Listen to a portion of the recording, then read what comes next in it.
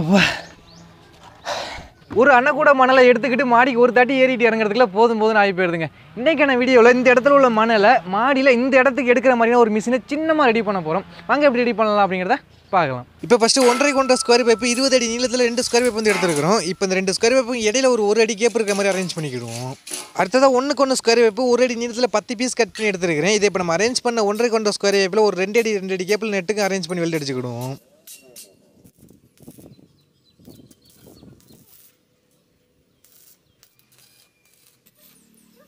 Okay, இப்போ பார்த்தீங்கன்னா ஒரு பெரிய சைஸ் ஏணி ஷேப்பில் ரெடி பண்ணியிருக்கிறோம். இதை அப்படியே தூக்கி இந்த இடத்துக்கு நேராக வச்சுட்டு இந்த ஏணியை வெளியே ஏறி நம்ம மண்ணை கொட்டிக்கிடலாம்.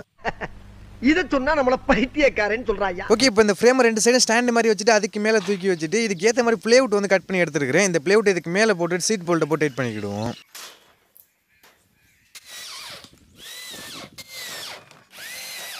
அடுத்ததாக ஒரு சின்ன சைக்கிள்லேருந்து பேக் வீல் வந்து கழட்டி எடுத்துருக்கிறேன். இந்த வீலில் இப்போ நமக்கு அந்த டயர் தேவையில்லை, அதை கட் பண்ணி ரிமூவ் பண்ணிடுவோம்.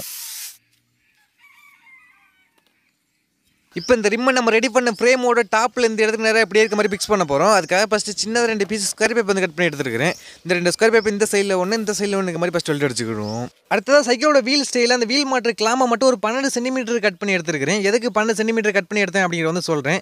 இப்போ நம்ம எடுத்த ரிம்மோட ஆக்சில் போல்ட்டில் இந்த 2 கிளாமை மாட்டிக்கிடுவோம். இப்போ இந்த செட்டை நம்ம இங்கே ஸ்கொயர் பைப் வெல்ட் அடிச்சோம் பார்த்தீங்களா, அதில் கீழ் வாக்கில் அப்படியே சேர்த்தாப்புல வெல்ட் அடிச்சுக்கிடுவோம். இப்போ இந்த கிளாம்பு எதுக்கு 12 சென்டிமீட்டர் கொடுத்துருக்கிறோம்னா, அந்த கிளாம்பை பார்த்தீங்கன்னா தெரியும், ஒரு 12 சென்டிமீட்டர் கொடுத்து கீழ் வாக்கில் இறக்கி அதுக்கு மேலே வீல் வந்து மாட்டியிருப்பேன். நம்ம இப்படி கொடுக்க வந்து அந்த வீல் வந்து இந்த பிளேவுட் அளவுக்கே வந்து இருக்குது. எதுக்கு இந்த வீல் இந்த பிளேவுட் அளவுக்கு வச்சோம்னா, நம்ம இதுக்கு மேலே ரோப் ஒன்று போடுவோம். அந்த ரோப் வந்து இந்த பிளேவுட்டில் தண்டிக்கிட்டே தான் போகணும். அப்போ தான் நம்ம மணல் ஏற்றும் போது அந்த ரோப்பு வந்து தொய்வில் வந்து கொடுக்காது. அடுத்தது நம்ம ஆல்ரெடி எடுத்த வீலோட கொஞ்சம் சின்ன சைஸ் வீல் வந்து எடுத்துருக்கிறோம். இது அந்த ஃப்ரேமோட எண்டில் வந்து பார்த்தீங்கன்னா அதே மாதிரி கிளாம் செட்டப் வந்து ரெடி பண்ணியிருக்கிறோம். அந்த கிளாம் செட்டப்பில் மாட்டிக்கிடுவோம். ஓகே, இப்போ பார்த்தீங்கன்னா அந்த ஃப்ரேமோட டாப்பில் ஒரு வீலும் எண்டில் ஒரு வீலும் வந்து ஃபிக்ஸ் பண்ணியிருக்கிறோம். இப்போ நம்ம மோட்டரை வந்து ஃபிக்ஸ் பண்ண போகிறோம். இந்த மாதிரி கிரைண்டர் மோட்டர் வந்து யூஸ் பண்ணிக்கிடலாம், பெட்டராக தான் இருக்கும். பட் இருந்தாலும் நம்ம வந்து சோலார் பவரில் என்ன மாதிரி ரெடி பண்ண போகிறோம். அதுக்கான அந்த எலக்ட்ரிக் மோட்டர் தான் யூஸ் பண்ண போகிறேன். இந்த மோட்டர் ஃப்ரேமோட டாப்பில் உள்ள வீலில் நம்ம வழக்கமாக செயினை மாட்டி இழுத்து வெல்ட் அடிக்கிற மாதிரி தான் வெல்ட் அடிக்க போகிறோம்.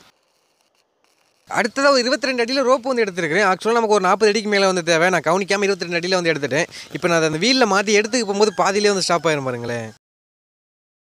அதனால எக்ஸ்ட்ரா ரோப்பு தான் கனெக்ட் பண்ணி அந்த வீல் வர்ற வரைக்கும் சுற்றி எடுத்துக்க போகணும். இப்போ இந்த 2 பக்கம் ரோப்பையும் ஒன்றா கட்ட போகிறோம். நம்ம நார்மலாக முடிச்சு போட்டோம்னா அது வீலில் சுற்றும் போது வந்து இடிக்கும். அதனால 2 பக்கம் ரோப்பையும் தனியாக பிரித்து அது 2 ஒன்றா பின்னி அதுக்கு மேலே கட்டு கம்பி யூஸ் பண்ணி நல்லா டைட்டாக கட்டிக்கிட்டேன். இப்படி கட்டினோம்னா அந்த ரோப்பில் வந்து முடிச்சு வந்து தெரியாது, ஒரே லெந்தாக இருக்கிற மாதிரியே இருக்கும். இப்போ இதை இந்த வீலில் அப்படியே இழுத்து மாட்டிடுவோம். அப்படியே மோட்டர் ரன் பண்ணி ரோப் எதுவும் கலருதா அப்படிங்கிறத செக் பண்ணி பார்த்தேன். நமக்கு ரோப்பெல்லாம் கலரில் நல்லாவே ரன் ஆகுது. அடுத்தது பழைய கடையிலேருந்து நமக்கு தேவையான சைஸில் கொஞ்சம் கேன் வந்து பொறுக்கி எடுத்து வந்திருக்கிறேன். இந்த கேன் வந்து நம்ம வந்து அந்த மண்ணு ஏற்றுற பக்கெட்டை வந்து யூஸ் பண்ண போகிறோம். இப்போ நான் அந்த கேனில் எப்படி மார்க் பண்ணுறேன் அப்படிங்கிறத வந்து பார்த்துக்கோங்க. அப்படியே அந்த மார்க் பண்ண இடத்த சுற்றிலும் கட் பண்ணோம்னா நமக்கு இந்த மாதிரி 2 பார்ட் வந்து கிடைக்கும்.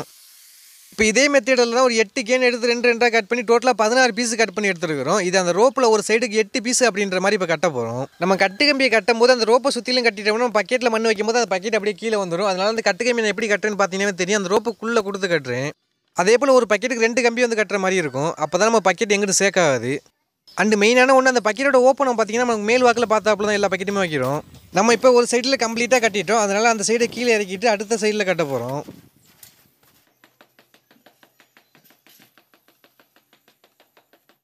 இனி இதை அப்படியே வீட்டுக்கு மேலே ஏற்றிட்டு தான் அடுத்த கட்ட வேலையை வந்து பார்க்க போகிறோம்.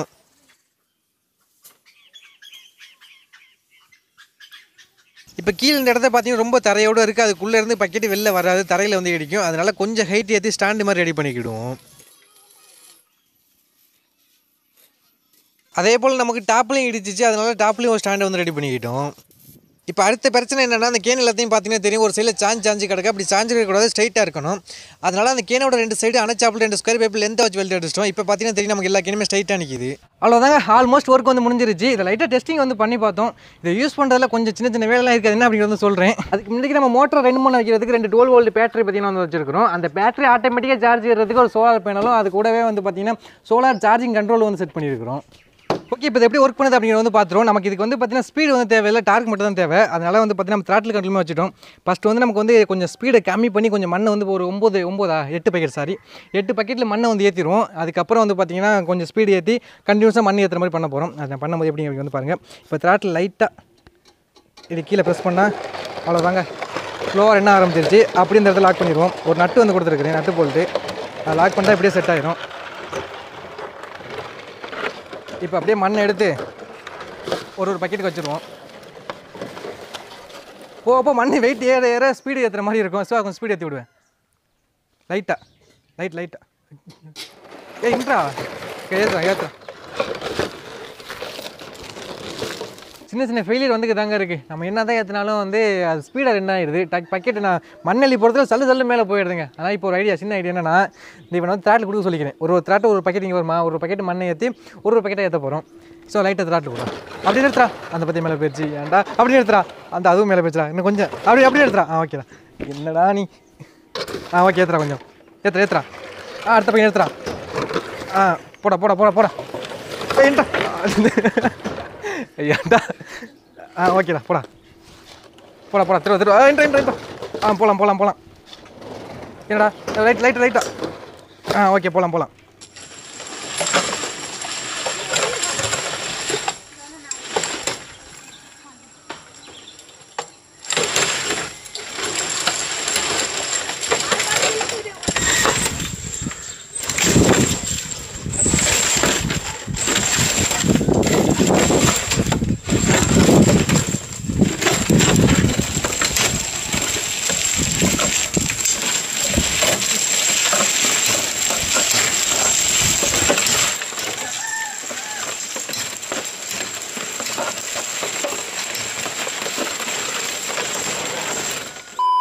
இது ஒரு ஃபெயிலியர் ப்ராஜெக்ட்டுங்க.